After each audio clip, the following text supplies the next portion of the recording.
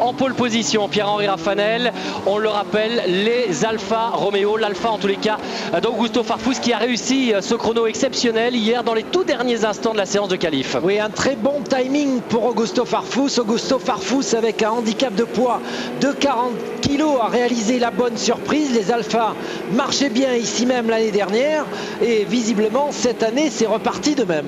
Farfus s'élancera en première ligne. À côté de lui on retrouvera bien sûr le local de l'étape, Jordi Gené, le pilote espagnol de chez Seat. C'est lui qui s'était imposé l'an dernier, c'est lui qui l'an dernier avait réussi la pole. Il veut véritablement rééditer cette performance, mais ça va pas être facile. Deuxième ligne, on retrouvera Tavano, lui aussi sur Alpha. Preuve que les Italiennes vont à nouveau bien. Menu avec la première des Chevrolet, 4e, Tom Coronel 5e, Larini 6e. On retrouvera malheureusement un peu plus loin pour nous le leader des Français, Yvan Muller, ainsi que le leader du championnat.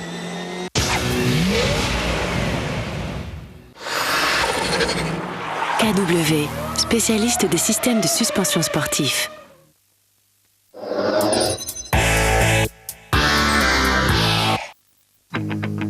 On perd en moyenne 100 à 150 cheveux par jour. Tous les jours, vos cheveux ont besoin de force. Découvrez le nouveau Garnier Fructis. Fructose, glucose, vitamine B3 et B6, AHA de fruits, lipides reconstructeurs. Jamais Fructis n'a été aussi fortifiant. C'est prouvé, il fortifie 100% de la fibre pour des cheveux encore plus brillants. Nouveau Garnier Fructis, vos cheveux brillent d'une nouvelle force. Prends soin de toi, Garnier.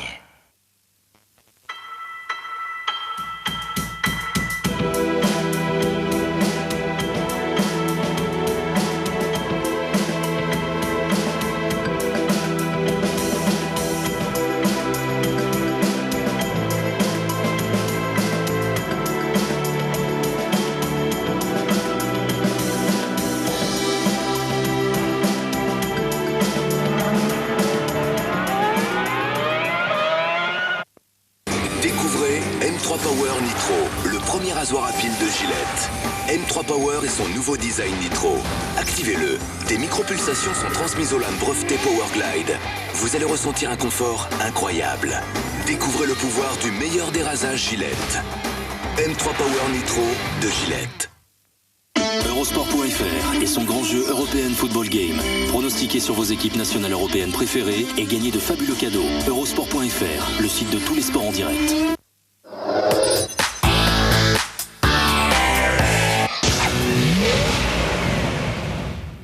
Bérou, votre partenaire à l'allumage pour les diesels à froid et systèmes électroniques. Caméra embarquée à bord de la Chevrolet d'Alain Menu, les voitures qui viennent s'immobiliser sur la grille de départ dans un instant, je vous le disais, les feux vont s'éteindre et la 17e course de la saison du championnat WTCC sera lancée. Pole position pour le pilote Alfa Romeo Augusto Farfus, Jordi Gené que l'on vient d'apercevoir sera à ses côtés. Il faudra se méfier aussi au départ, Pierre-Henri, des tonitruantes BMW toujours avantagées lors du départ. Oui, effectivement, les BMW sont toujours avantagés. Ici, on est avec des rapports de pont très courts, donc les BMW vont partir très très vite. Elles étaient au rupteur en bout de la ligne droite. Surveillez Jörg Müller en 8e position. C'est celui qui devrait prendre le plus de place. On rappelle également que tous les leaders du championnat, à cause du handicap de poids évidemment dont ils sont victimes, c'est la rançon de la gloire, eh bien, ne s'élanceront qu'aux 14e, 15e et 16e place pour Yvan Muller, Gabriele Tarquini, Andy Priou. Attention, la procédure est pratiquement lancée. Désormais, Eduardo Freitas, le directeur de course, va pouvoir lancer ce signal. À gauche sur votre écran, l'Alfa Romeo d'Augusto Farfus. À droite, Jordi Gené. Voilà, c'est parti. Et les BM qui déjà évidemment essaient de s'immiscer dans les trous. Attention à ne pas aller au contact avec Farfus qui pousse un petit peu. Jordi Gené, attention. Ouais, Jordi Gené qui résiste à l'intérieur, qui sera probablement le mieux passé. C'est passé pour l'Espagnol. Il est passé. Farfus est deuxième. Deux Chevrolet. C'est parti en tête à queue. Troisième place. Oh, le leader du championnat terminé. Robert Huff également. Les deux Anglais se sont auto-éliminés. Je ne sais pas s'il y avait eu quelqu'un qui est venu pousser tout ce beau monde. En tous les cas, catastrophe pour le leader du championnat qui risque de ne marquer aucun point ici. Pour l'instant, René toujours en première position, suivi d'Augusto Farfus, la troisième position pour Alain Menu. Salvatore Tavano, le pilote italien chez Alfa, lui aussi a complètement manqué son départ. On essaye d'y voir clair dans la masse des voitures avec Genet, Farfus, Alain Menu, Rangoni 4e, Tavano 5e, Nicola Larini serait en 6e position, 7e place peut-être pour Tom Coronel et 8e pour Duncan Huisman, le néerlandais. Un début d'incendie sur la voiture d'Andy Priaulx. Oui, et on se situe exactement dans le premier virage, c'est au bout de la ligne droite dans un gauche très rapide. Probablement les travaux, les drapeaux jaunes vont être signalés. Il reste encore un demi-tour à parcourir à Jordi René avant d'arriver sur cet accident. Oui, probablement l'entrée en piste aussi du safety car. Hein. Regardez la grosse déception d'Andy Priaulx. La course est terminée pour lui, c'est une certitude. Les deux Anglais qui s'en vont bras dessous. Mais c'est parti très très fort. Des nouvelles d'Yvan Muller. Il est remonté à la 11e place, mais il s'est fait passer par Gabriele Tarquini. Tarquini qui reste pour le moment devant Muller. Muller qui défend sa place devant son homonyme Dirk Muller, l'Allemand, qui n'a rien à voir, le pilote de chez BMW. Oui, ça y est, visiblement, on a donné des consignes avait ralenti au niveau des voitures de tête et du peloton pour évacuer les voitures d'Andy Priaulx en très mauvaise position. On essaye de revoir ce qui s'est passé avec l'excellent départ de Jordi Genet par rapport en tous les cas à Augusto Farfus. Et puis là au bout, regardez, c'est au fond de l'image hein, évidemment qu'il y a quelque chose qui va se passer. Déjà la manœuvre de Farfus, elle est limite hein, au départ. Elle est vraiment très copieusement emmenée dans le gazon. René résiste et on va voir sur la droite de l'écran la BMW d'Andy Priaulx qui part au contact. Il a été touché par une Seat, visiblement déséquilibré dans la zone de freinage. Par une Seat, de quelle voiture s'agissait-il ? Visiblement également sur le même... Zanardi un petit peu plus loin aussi, en tête à queue. Donc on a vu que le premier virage a été fatal à Zanardi et Andy Priaulx. On est dans la voiture de Gabriele Tarquini, me semble-t-il, parce que c'est Andy Priaulx qui a priori vient refermer sur Gabriele Tarquini. Tarquini qui lui reste apparemment sur sa voie ou pas? Oui, probablement. On est effectivement en caméra dans le phare de Gabriele Tarquini. On a vu là le manager de l'équipe d'Andy Priaulx, Bart Mampey, le manager belge de cette équipe. Évidemment, beaucoup de déceptions pour lui. Son pilote est le leader du championnat, on vous le rappelle. 58 points, un petit point d'avance sur Gabriele Tarquini, 4 sur Rickard Reidel. Un championnat extrêmement serré. C'est un énorme coup dur pour Andy Priaulx qui ne marquera, c'est une certitude, aucun point aujourd'hui. On vous rappelle qu'il ne restera plus qu'un seul rendez-vous à l'issue de cette épreuve de Valence. Ce sera Macao dans un mois. Une course qui s'apparente souvent à une véritable loterie. Hein. C'est une course en ville. Véritable loterie, mais jusqu'à présent, Andy Priaulx s'était toujours tiré du guet-apens dans les dernières courses. Là, ça se présente beaucoup moins bien. Une voiture très endommagée lors de la première course. S'ils arrivaient à réparer cette voiture pour la deuxième course, ils s'élanceraient de la fin de la grille. Donc, un week-end probablement 100 points pour le leader du championnat. Oui, quand bien même il s'élancerait de la 26e position sur ce circuit, il n'a aucune chance d'aller marquer des points. Non, très compliqué. On ne va pas dire impossible, car on a vu dans ces courses de championnat du monde, WTCC, des remontées fabuleuses, mais là véritablement on n'y croit pas beaucoup. Allez, on va récapituler si vous le voulez bien pour le moment l'ordre à l'issue du deuxième tour qui est en train de s'achever sous le régime de la voiture de sécurité. On a donc Jordi Genet en première position, le pilote Seat, c'est lui qui avait signé le deuxième chrono des essais. Il y a juste derrière lui Augusto Farfus qui a été pénalisé visiblement par son handicap de poids lors du départ, un départ qu'il n'a pas très bien négocié. Troisième place pour Alain Menu, on est de retour avec Bart Mampey, le RBM, le BMW Team UK qui évidemment là fait la grimace. Troisième position donc pour Alain Menu, le pilote Chevrolet. Quatrième place pour le pilote indépendant de chez BMW, Luca Rangoni, auteur d'un excellent départ. Cinquième place pour Tavano, lui aussi c'est un petit peu loupé. Nicola Larini est sixième, c'est la position qu'il avait sur la grille de départ. Jörg Müller, l'Allemand, est 7e, il est bien remonté, il était 8e, il a gagné une petite place devant Tom Coronel, le Néerlandais.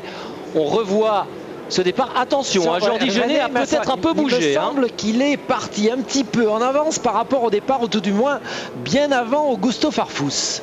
Oui, et ça peut lui coûter un drive-through, une pénalité. Ce qui se passe au niveau effectivement d'Andy Priaulx et de Tarquini. Visiblement, Andy Priaulx dans un premier temps est légèrement en contact avec une Seat sur la droite.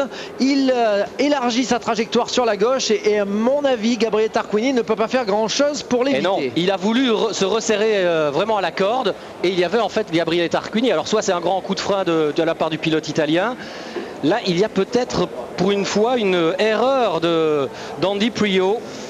Je crois qu'il a été un petit peu déséquilibré. Si on revoyait cette image, on verrait peut-être que dans cet endroit, on est quand même relativement lancé. On est en bout de ligne droite, moindre petite touchette. Cette image, Pierre-Henri, vue de haut, hein, une image aérienne, était très intéressante pour comprendre ce qui s'est passé entre Andy Priaulx et Gabriele Tarquini. On va revoir ce départ de face. Avec Augusto Farfus qui emmène Jordi René à la limite de la régularité parce que le pauvre Jordi René, il n'a rien à faire. Il reste pourtant pied dedans pour s'imposer dès le premier virage. Et là, regardez, oui, Gabriele Tarquini, il est à la limite du gazon. Donc là, jusque-là, il ne peut rien faire. Il y a Andy Priaulx qui vient se rabattre devant lui. Sauf que la Seat n'était pas encore tout à fait passée. Et c'est effectivement la difficulté de ces qualifications. Eh oui, regardez, c'est bien Priaulx qui vient taper l'avant droit de Gabriele Tarquini. Hein. Il vient croiser la trajectoire en ligne droite du pilote italien. Donc effectivement, on le disait dans ces positions, oui, c'est reparti Jacques. Oui, ça va repartir effectivement à l'issue de ce troisième tour. Ça y est, la course est relancée. Jordi Genet peut-être au bout de cette ligne droite déjà. Une possibilité pour Augusto Farfus avec son Alpha extrêmement rapide d'aller chercher l'Espagnol. Non, ça ne passera pas ici en tous les cas. Genet, Farfus, Larini 3e, 4e Rangoni, 5e Tavano. Voilà pour le top 5 de cette course de Valence. En voiture, caméra embarquée avec Augusto Farfus qui met la pression sur Jordi René. Essayer de profiter du grip des pneumatiques en ce début de course. On sait que les Alpha sont très performantes dès les premiers tours. Oui, que ces pneumatiques risquent en tous les cas de se détériorer relativement vite. Regardez Farfus qui est vraiment très près de Jordi Genet pour le moment. Et ce qu'il va essayer de faire le pilote brésilien, c'est de rester collé au pare-choc de Jordi René. On sait l'Alpha plus rapide dans la ligne droite que la Seat. S'il arrive à sortir dans cet ordre-là au début de la ligne droite, une possibilité d'attaque. Et puis on sait également que le Brésilien est capable de défendre une place comme personne. Un pilote vraiment au grand cœur, hein, Augusto Farfus. Ouais. Allez, derrière, il y a Nicolas Larini en 6e position. Jörg Müller est 7e, Tom Coronel 8e. Duncan Huisman est juste derrière. Et derrière Huisman, il y a Peter Terting devant Gabriele Tarquini.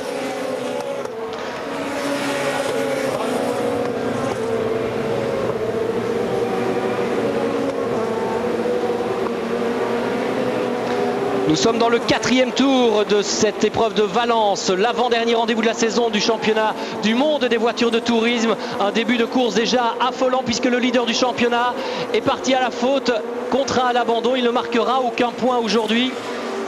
Et que derrière, évidemment, ça va se battre avec les Tarquini, les Rydell, autant d'adversaires possibles. Jacques, je vous coupe. Visiblement, on avait bien vu cette hésitation de Jordi Genet au départ. Un départ volé pour Jordi Genet qui lui vaudra un passage par les stands. La première place s'envole pour l'Espagnol. Et oui, et même tout espoir de bien figurer également, hein, parce que le drive-thru, ça va signifier pour lui une bonne trentaine de secondes de perdu dans un peloton aussi compact. Il va repartir tout derrière, Jordi Genet. Et bien voilà, ses espoirs de s'imposer pour la 2e fois consécutive ici à Valence viennent de s'envoler avec ce départ qu'il a légèrement anticipé. On l'avait bien vu avec cette image sur la grille de départ. La pression à domicile. Rangoni s'est défait pendant ce temps-là d'Alain Menu. Tavano, voiture rouge, Alfa Romeo met la pression sur la Chevrolet. Ça va être dur pour le pilote suisse. C'est un coup très dur également pour Seat de manière générale, parce que regardez la première Seat officielle, où est-elle? Eh bien il s'agit de Peter Terting. Et Peter Terting est très loin, il est 10e pour le moment. Je vous coupe Jacques, on revoit le dépassement de Luca Rangoni sur Alain Menu. Oui, Rangoni désormais 3e de cette course derrière René Farfus. Et il risque donc même d'être bientôt 2e lorsque Jordi Genet aura purgé sa pénalité. À quel rythme de course incroyable en tous les cas. Et avec tous ces blocages de roues, Jacques, effectivement un rythme effréné, des blocages de roues intermittents sur ce circuit sinueux, des dévers permanents dans tous ces virages, des voitures et des pneus délestés et des blocages de roues. Jörg Müller toujours accroché à cette 7e place.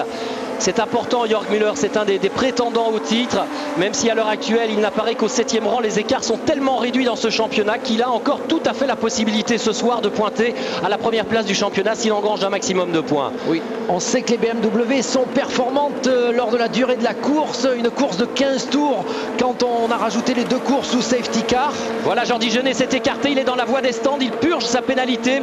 Pierre-Henri, ça veut dire qu'Augusto Farfus s'est emparé du leadership. Farfus en tête, Rangoni en 2e position, Alain Menu en 3e qui essaye de résister à la pression de Tavano, ça va être difficile, et juste derrière l'autre Chevrolet de Nicola Larini. Nicola Larini rapide en qualification mais qui n'avait pu réaliser son meilleur temps.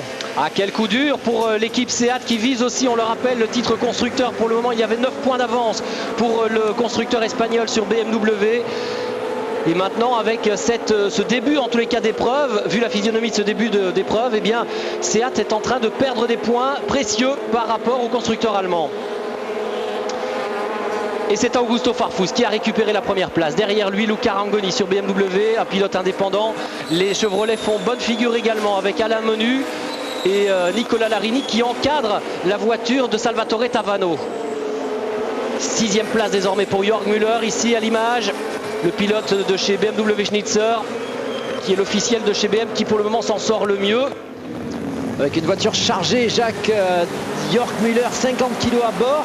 Il s'en sort plutôt pas mal avec ce handicap de poids. Il avait dit que sa voiture était hyper performante en course, à suivre. Ouais, Jörg Müller, juste derrière lui, il y a Tom Coronel. Tom Coronel dont on dit qu'il pourrait bénéficier d'un soutien plus officiel de la part de Seat Pays-Bas dès la saison prochaine. Rien n'est fait encore. Et on retourne au milieu du classement avec Gabriele Tarquini, bloqué pour le moment derrière Duncan Huisman à la 11e place. Oui, avec les séquelles sur son pare-choc avant droit, les séquelles probablement de la touchette avec Andy Priaulx. Et Alain Menu qui vient de perdre 2 places, oui, il vient de perdre 2 places, dépassé par Salvatore Tavano, dépassé également par Nicola Larini, le pilote Chevrolet, le Suisse qui rétrograde au 5e rang.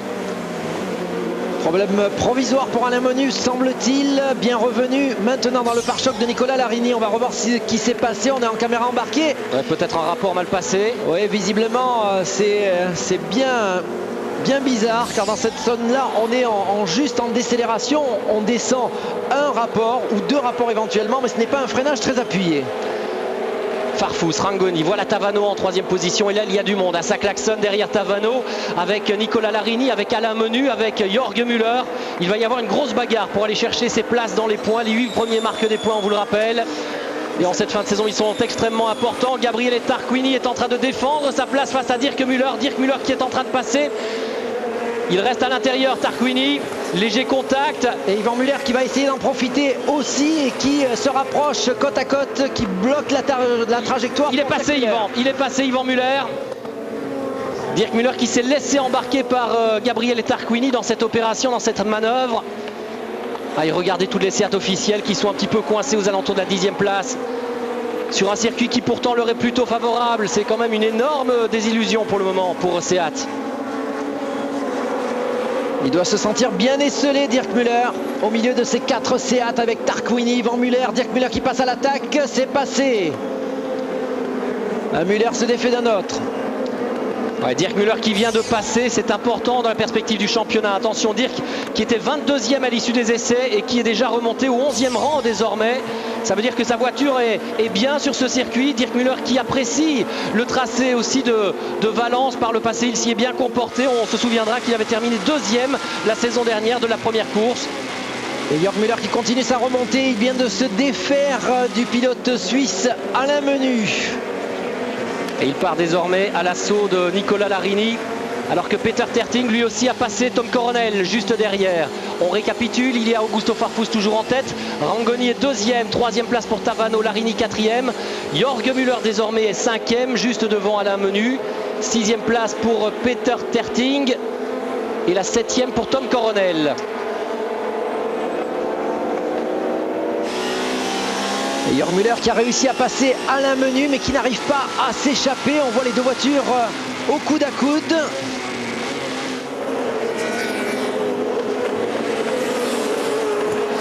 On a franchi le cap de la mi-course désormais. Un circuit relativement court, hein. Il y aura 15 tours à effectuer ici à Valence. Circuit très sinueux. Ah, ça va paraître très très long, hein, surtout aux pilotes des tractions avec des pneumatiques qui vont probablement se détériorer très très vite, d'autant qu'il fait très très chaud ici. Et on aura peut-être d'ailleurs un petit point là-dessus avec Stéphane Henou, notre confrère d'Auto Hebdo, que l'on retrouvera dans les stands aux côtés des différents team managers. Allez, on refait un point. Farfus en tête devant Luca Rangoni, Tavano 3e et Nicola Larini 4e avec sa Chevrolet qui met la pression sur l'Alpha. Incroyable.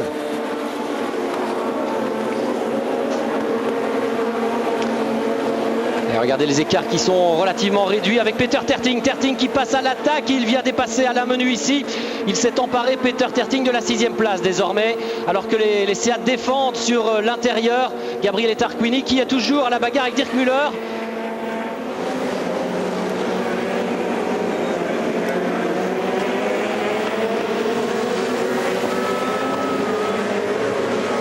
C'est très très chaud à cet échelon de la course. Gabriele Tarquini et puis toutes les autres Seat qui sont en train d'essayer de barrer la route à Dirk Müller, le pilote allemand. Et ça se touche entre Seat, entre Reidel et Yvan Muller. Attention de ne pas aller trop loin. Ouais, James Thompson en tous les cas lui en a profité. C'est lui qui pour le moment a le mieux négocié cet aspect-là. On sait que James Thompson est reparti avec un moteur tout neuf, hein. Il avait signé le 7e chrono des essais. Ensuite, un problème ce matin, c'était en direct sur l'antenne d'Eurosport lors du warm-up. On a dû lui changer son moteur. Et du coup, il a perdu 10 places sur la grille de départ, reparti très très loin. Et là, il a gagné déjà quelques rangs. C'est plutôt encourageant pour Thompson qui peut encore avoir un tour et un coup à jouer dans ce championnat. Thompson qui pour le moment est juste devant Dirk Müller. Il est désormais à la 11e place, James Thompson.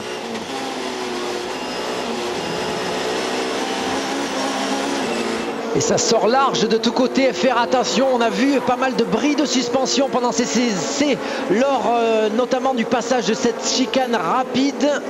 Les Seat en avaient été victimes. Attention de ne pas aller trop loin. Et derrière tout ce cortège de voitures officielles, les Seat et la BMW, eh bien on retrouve un pilote indépendant, Pierre-Yves Cortals, le pilote belge de chez Honda, qui s'en sort plutôt pas mal au volant d'une voiture qui était une des plus rapides tout au bout de cette ligne droite. La motorisation Honda, on le sait, est toujours aussi efficace, aussi performante. Pas de changement en tête de la course. Attention pour Nicola Larini qui mettait la pression sur Tavano. Ça suit. Jörg Müller, ensuite Thompson et Alain Menu qui essaye comme il peut de défendre sa position. Ça va de moins en moins vite pour le pilote suisse. Il est visiblement victime de soucis à la Menu. Là, il est en train de défendre sa place désormais face à Duncan Huisman et Tom Coronel, un duel de néerlandais, BMW et Seat ici à cet échelon. Et derrière ces deux-là, il y a Gabriele Tarquini qui a complètement recollé. Gabriele Tarquini qui peut même rentrer peut-être dans le top 8 à l'issue de cette première course. Ce serait incroyable pour lui. Jacques.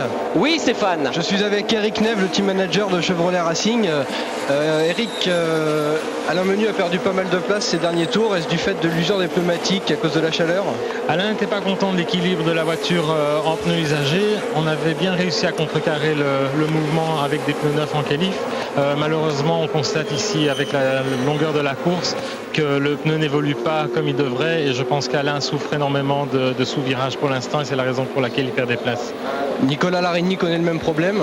Non, Nicolas est par contre lui très content de l'équilibre qu'il avait ce matin au warm-up en pneus usagés. Il a fait des longues distances, il était même très rapide à la fin du warm-up, donc lui au contraire était confiant sur l'évolution des choses.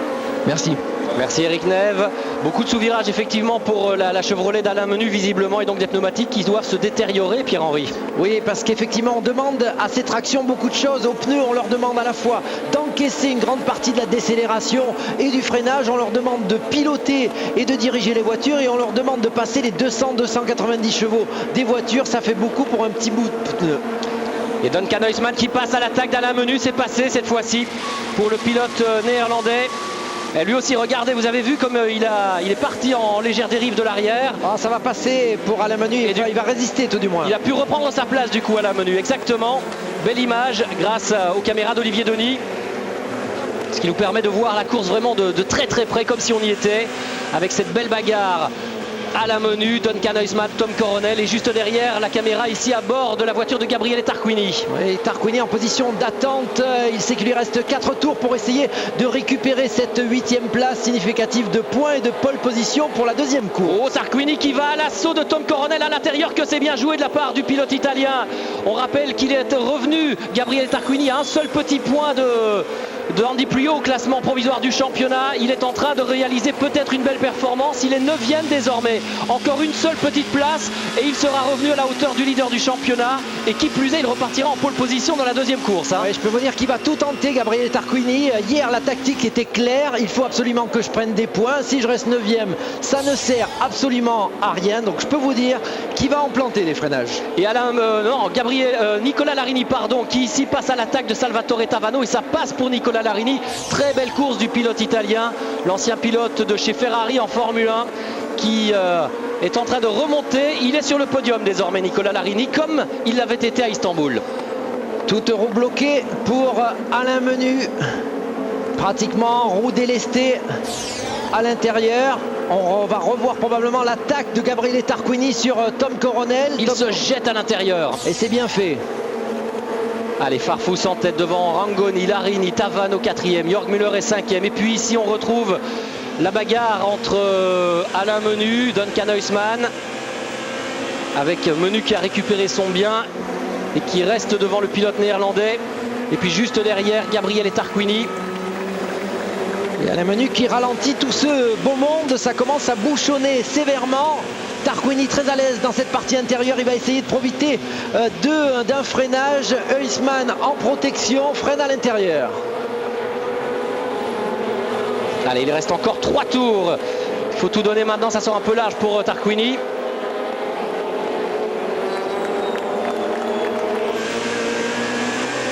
Quelle bagarre sur ce circuit de Valence à moins de 3 tours de l'arrivée de la fin de cette première course.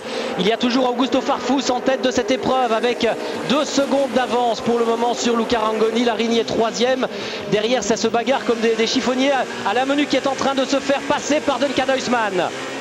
Et c'est fait, la 8e place pour Alain Menu. Il va falloir maintenant qu'il tienne. Derrière lui, il y a Gabriele Tarquini, il y a tous les autres. Il y a Thompson, 2 places derrière, qui est revenu comme un avion aussi. Et à la réaccélération, Gabriele Tarquini, mais on le sait, il est plus lesté, le pilote italien. 65 kg de poids embarqués, c'est difficile pour lui dans ces conditions de maintenir sa voiture au niveau. Long virage sur la gauche, freinage en appui, Alain Menu, toute roue bloquée, attention Thompson. Oh, Tarquini qui part à la faute, il se récupère in extremis grâce à l'aide pratiquement de Thompson, mais il a perdu 2-3 places, Gabriele Tarquini. Aïe aïe aïe, catastrophe pour le leader du championnat, c'est terminé. Ouais, c'est terminé, ça a tapé.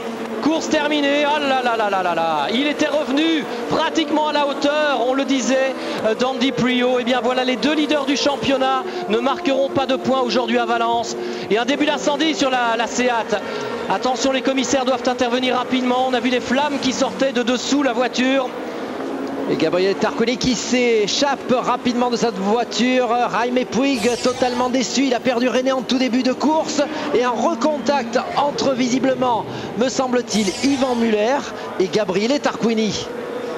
C'est possible ça, Jacques? Il faudra regarder ces images une nouvelle fois. Ah, il y avait vraiment du chahut, hein. Il avait perdu légèrement bousculé, qu'il avait été visiblement par James Thompson. Thompson qui avait fait un superbe freinage. Tarquini qui était en survirage, remis en ligne avec l'aide de Thompson. Et ça a chahuté en sortie à la réaccélération ensuite. Ouais, et du coup, les pilotes Seat se seraient-ils auto-éliminés? En tous les cas, ça va être un coup dur pour Gabriele Tarquini. Ceci dit, il restera dans le coup jusqu'au bout. On revoit cette image.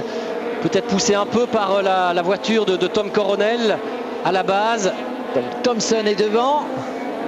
Müller est devant. Non, ce n'est pas Müller, hein. Ici, il y a un impact avec une autre voiture. Derrière Yvan Müller, c'était peut-être Rickard Reidel. Ouais, probablement. C'est peut-être Rickard Reidel.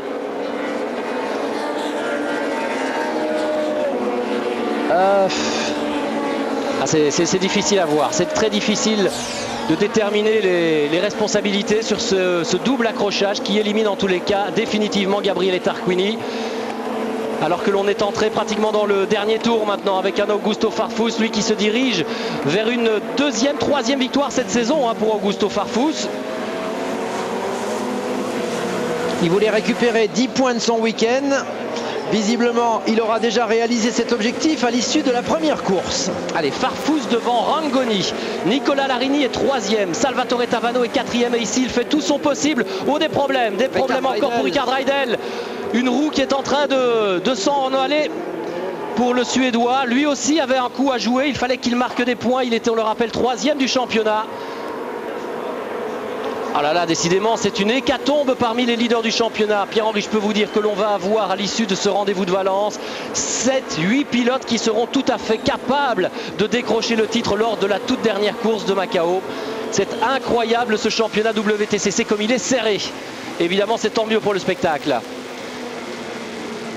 Alain Menu qui a donc survécu et qui est maintenant dans le pare-choc de Duncan Huisman. Rickard Reidel qui va bientôt se faire prendre un tour par Augusto Farfus. Farfus qui va dépasser bientôt le Suédois complètement au ralenti. Que l'on voit repasser de l'autre côté du circuit. Duncan Huisman, lui toujours avec Alain Menu. James Thompson, attention à Thompson, lui aussi s'il peut marquer un petit point et repartir en pôle, il pourrait être un des grands bénéficiaires de ce week-end, comme l'est à l'heure actuelle Augusto Farfus. Farfus qui entre à l'instant dans le dernier tour. Huisman un petit peu large à la réaccélération, le bout de la ligne droite. La Chevrolet, alors que l'on a vu, me semble-t-il, Rickard Reidel rentrer dans les stands. La Chevrolet extrêmement rapide d'Alain Menu dans la ligne droite. Huisman protecteur de sa trajectoire. Ouais, légèrement à l'intérieur pour empêcher évidemment d'aller freiner James Thompson qui s'élance et ça passe pour Thompson. Thompson vient chercher la 8e place. Superbe opération, Menu qui décroise, il reste bien à l'intérieur, ça va être difficile désormais. Oh, quel dernier tour, quelle bagarre entre Menu et Thompson. Quel freinage de Thompson et quelle résistance d'Alain Menu qui se bat avec les moyens du bord, bien écroisé. Partie sinueuse, ça va être beaucoup plus difficile maintenant. Menu prévenu. Jacques. Oui, Stéphane, rapidement. Gabriel Tarquini, Gabriel, que s'est-il passé? Ouais, Tom Coronel push me off, simple. Ok, merci. Ah, il doit être très déçu, c'est bien avec Tom Coronel que Gabriel a eu un petit incident. Peut-être c'était dans la première partie, Tom Coronel peut-être a touché Gabriele Tarquini dans le dernier virage avant la ligne droite des stands. Je ne suis pas sûr que dans la ligne droite des stands, ça soit encore avec Tom Coronel. Allez, en tous les cas, Augusto Farfus lui est bien parti pour aller décrocher son 3e succès. Il est toujours devant Luca Rangoni, un peu plus d'1 seconde d'avance pour le pilote Alpha. Le pneu avant droit, celui que redoutait, que craignait tellement Andrea Müller. C'est ce qu'il nous avait confié tout à l'heure, le manager de chez Alpha. Eh bien, ce pneu avant droit aura résisté visiblement. On ne va pas lui porter la poisse. Il reste encore quelques freinages appuyés. Et Augusto Farfus va peut-être aller marquer les 10 points. Voilà, dernière accélération pour Farfus. Et 3e succès cette saison après s'être imposé à Monza, après avoir remporté un succès également à Puebla. Voici le Brésilien qui s'impose ici à Valence devant Luca Rangoni. Nicolas Larini termine 3e et quelle belle 3e place pour Larini aussi. Tavano confirme la belle forme, la belle santé des Alfa Romeo. Il termine 4e, Terting 5e, Jorg Müller prend la 6e place et puis derrière on retrouve Duncan Huisman et Alain Menu qui prive James Thompson d'un point précieux. Quelle course, Pierre-Henri, nous avons vécu ici à Valence pour le 17e rendez-vous du championnat du monde. Il y a eu du mouvement, Jacques, il y en a eu du début jusqu'à la fin, de la tête au milieu. On savait que au milieu, dans le ventre mou du peloton, ça allait frotter. Andy Priault en a été victime, la première victime dans le premier virage. On suivit Reidel, Tarquini, des hécatombes et pas de leader. On marque une courte pause et on revient.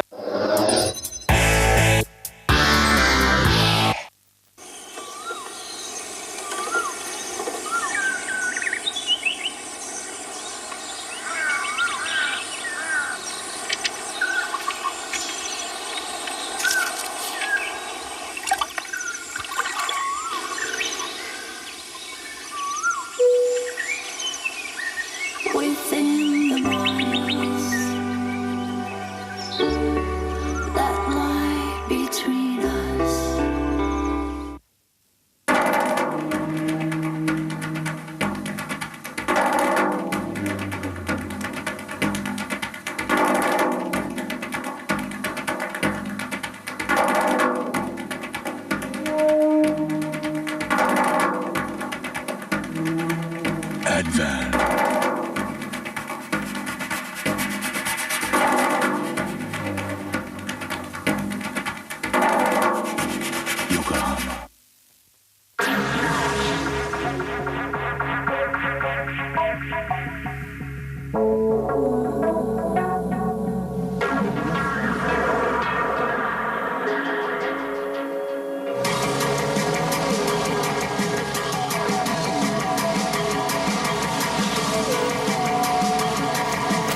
Le style et la performance réinventés. Gamme Seat FR. L'homme et l'automobile ne font qu'un. Autoémotion.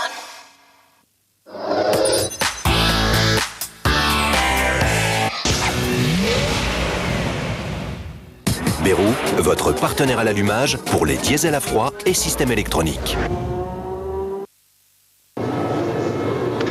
Nous sommes de retour en direct à Valence pour sacrer Augusto Farfus Junior, vainqueur de sa 3e course de la saison, auteur d'une très belle course mais qui finalement aurait été un petit peu plus simple pour lui qu'il pouvait l'imaginer, tout simplement parce qu'il aurait été débarrassé de Jordi Gené, parti à la faute aujourd'hui dès le début. Il a craqué, Gené sous la pression, il a anticipé le départ. Oui, trop de pression pour Jordi Gené, un départ volé, un passage par les stands, ça en était fini. Des espoirs de victoire pour Seat. Augusto Farfus en a profité. Il revient à 2 petits points de la tête du championnat. Il est encore très bien placé puisqu'il s'élancera 8e. Donc il a la possibilité lors de cette 2e course de prendre la tête du championnat.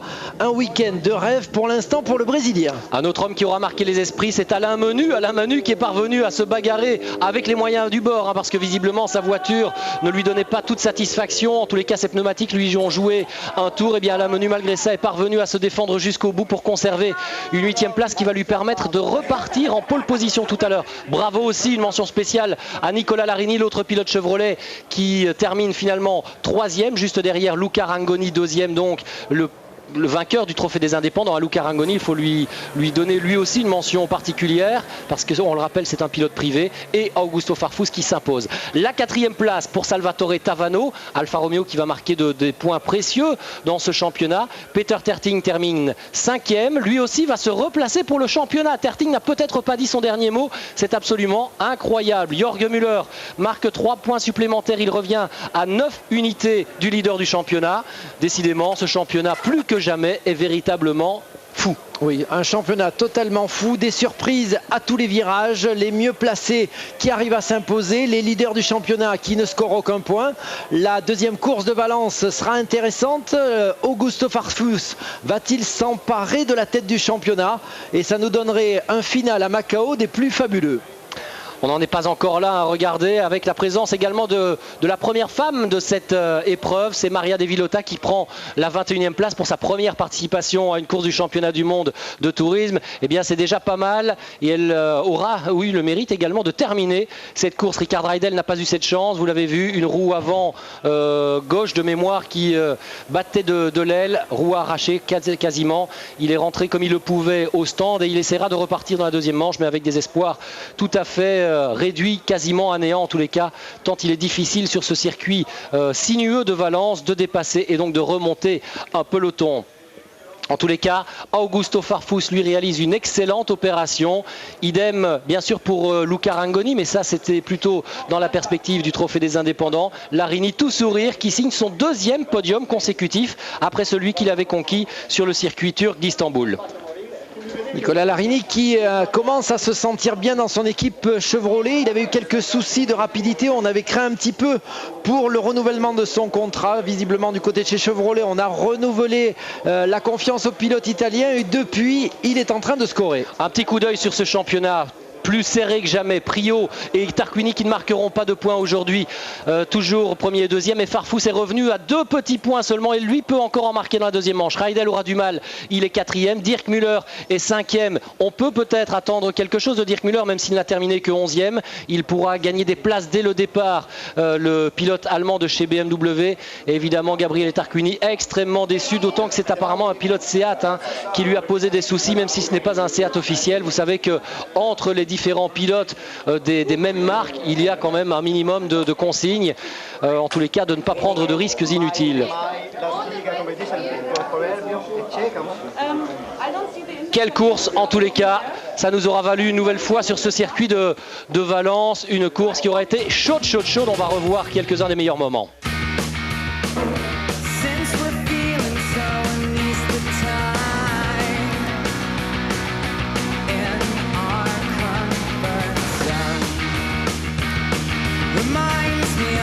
Second time that I followed you home, we're running out of alibi.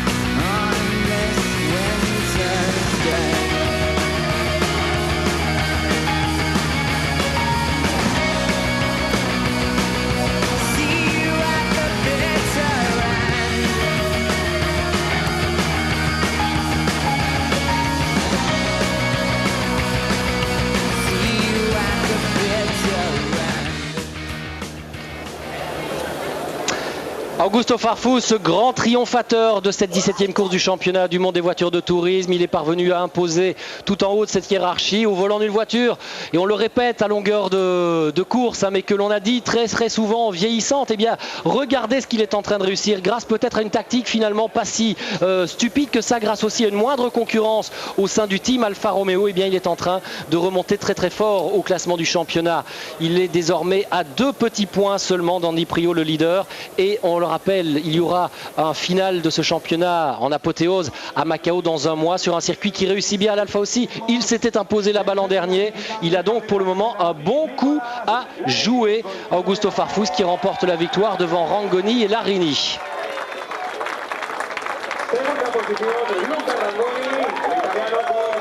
Allez, un petit coup d'œil sur le podium avec le sourire retrouvé de Nicola Larini. Luca Rangoni aussi qui signe une de ses plus belles courses, hein, et probablement même sa plus belle course en championnat du monde de tourisme. Et il termine 2e.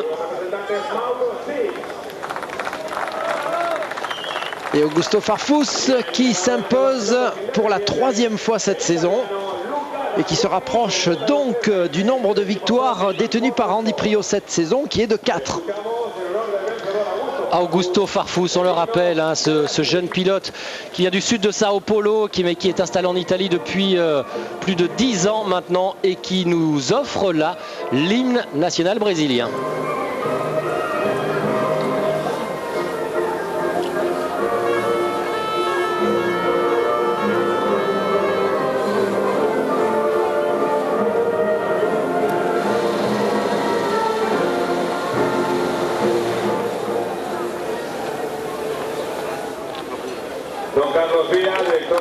Voilà la victoire donc pour Augusto Farfus. On rappelle, hein, ce pilote est encore très jeune, il vient seulement de fêter son 23e anniversaire. Mais Andrea Müller nous en parlait hier encore. Pierre-Henri, c'est un garçon qui est extrêmement rapide, qui est archi doué. Il a des souhaits, lui, d'aller un petit peu voir d'autres championnats. Mais si Alfa Romeo se relance dans cette aventure pour une saison encore, est-ce qu'il ne va pas décider de rester, surtout vu ce qu'il fait cette année? Je crois qu'un jeune pilote comme ça, quand il était rentré chez Alfa Romeo, je pense qu'il avait un objectif qui était peut-être de rejoindre la maison mère, de rejoindre Ferrari en Formule 1, et qu'effectivement, vu le talent de ce garçon, vu la rapidité affichée, vu le fait qu'il sera en fin de contrat cette année avec N Technologies, je crois que si une carrière monoplace pouvait s'ouvrir ou se rouvrir pour Farfus, je crois qu'il serait bon pour lui qu'il prenne cette orientation. Ouais, c'est vrai qu'il souhaitait éventuellement aller tenter sa chance en IRL, par exemple. Regardez Mauro Sips, le patron d'Alfa Romeo, en tous les cas de la structure N Technologies, évidemment, qui remporte ici le trophée.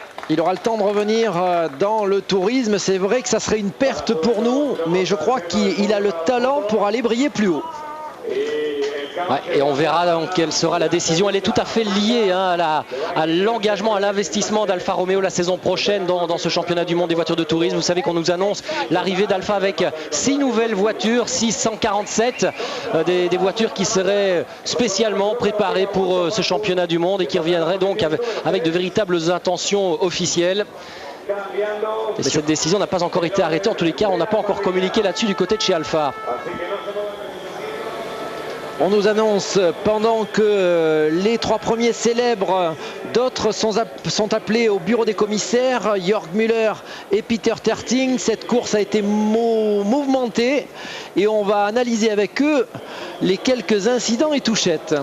Ah oui, attention, parce que si Jörg Müller est appelé au bureau des commissaires et qu'on devait lui imputer une quelconque responsabilité dans un des accrochages visiblement, ou en tous les cas dans une des manœuvres pour lesquelles, je l'imagine, on souhaite l'entendre, il pourrait avoir beaucoup à perdre, lui, dans la perspective de l'épreuve de Macao, puisqu'il avait d'ores et déjà un sursis. Un sursis suite à l'accrochage et à la sortie de route de piste qu'il avait infligé au Français Yvan Muller à Istanbul.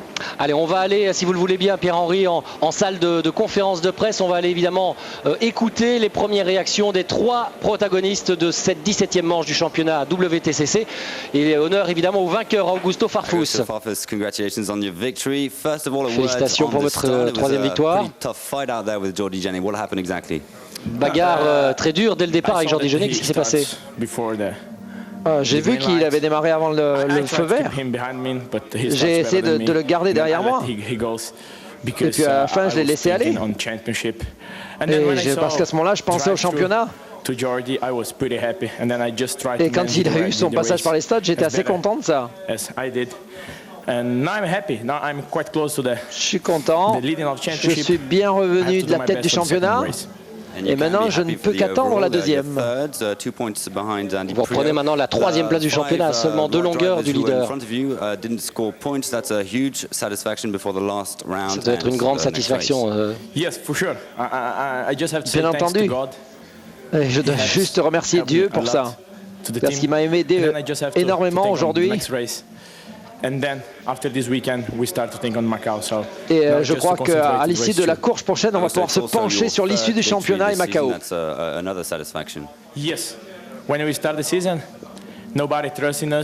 Et vous savez, quand on a démarré la saison, personne ne croyait en nous, personne ne croyait en Alpha. Et là, on est pratiquement en tête du championnat. Et je crois que ça démontre que rien n'est impossible. Et oui, toujours autant d'enthousiasme, de motivation, d'assurance également chez ce tout jeune pilote qui aujourd'hui aura réussi encore une grosse performance en allant imposer son Alfa Romeo, là où quand même beaucoup avant lui avaient échoué, hein, puisque même l'an dernier, aucune Alfa n'était parvenue à s'imposer, même pas Giovanardi. Allez, le deuxième sur le podium, c'est Luca Rangoni. Un pilote indépendant sur ce podium, c'est une grosse satisfaction. Je pense que mon team a fait un travail exceptionnel et je suis content de ma performance. Comment s'est passée votre course?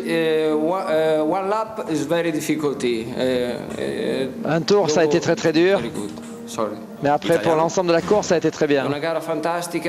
J'ai fait une course fantastique, on va le faire en italien. Je dois remercier ma famille et je remercie mon équipe pour tous ses efforts. Il était plus... Luca Rangoni qui est un petit peu comme moi, il a encore de gros progrès à faire en anglais. Il n'est pas encore habitué à être dans le haut de l'affiche et à ses interviews en anglais, mais ça va venir, il a le talent pour aussi. Ouais, il doit absolument y travailler également, c'est important évidemment. Et Nicola Larini, lui est davantage rodé évidemment à ce genre d'exercice. Il le doit à son passé de pilote de Formule 1. Aujourd'hui, il termine 3e, Nicolas. Bravo. Ça y est, vous avez décidé de passer le turbo en cette fin de saison avec votre deuxième podium consécutif. Thank you very much indeed.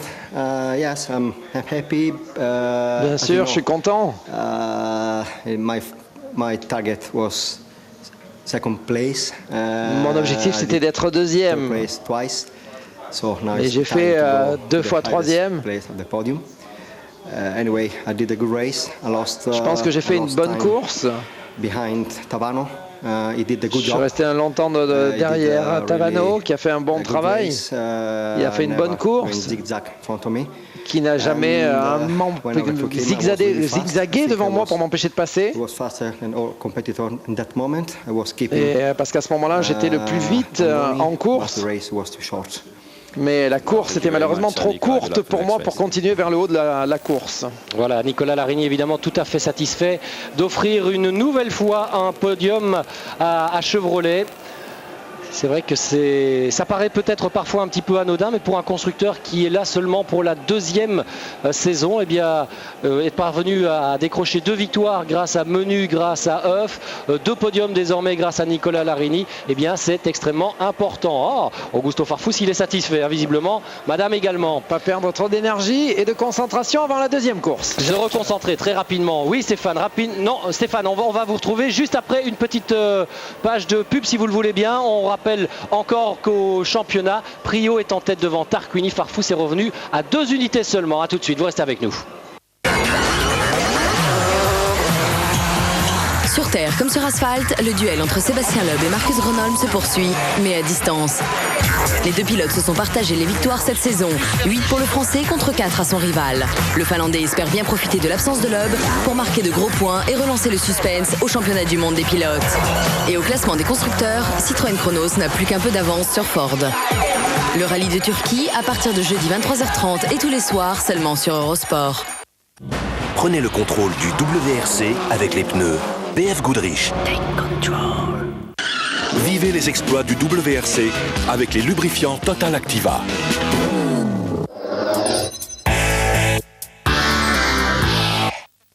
Découvrez M3 Power Nitro, le premier rasoir à pile de Gillette. M3 Power et son nouveau design Nitro. Activez-le. Des micropulsations sont transmises aux lames brevetées Power Glide. Vous allez ressentir un confort incroyable. Découvrez le pouvoir du meilleur des rasages Gillette. M3 Power Nitro de Gillette.